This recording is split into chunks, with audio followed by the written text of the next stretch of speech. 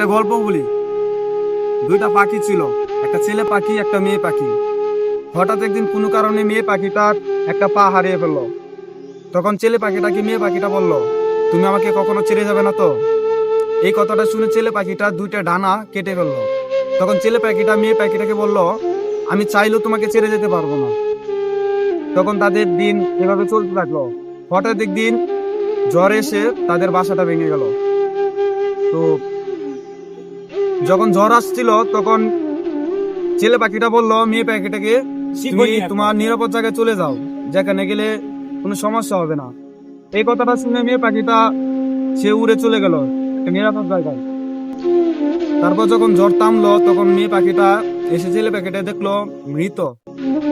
পাশের মাটিতে লেখা ছিল, তুমি যদি একটাবার বলতে যে আমাকে ছেড়ে কখনোই যাবে না, তখন আমি শত ঝড় বাধা উপেক্ষা করেও তোমার জন্য বেঁচে থাকতাম।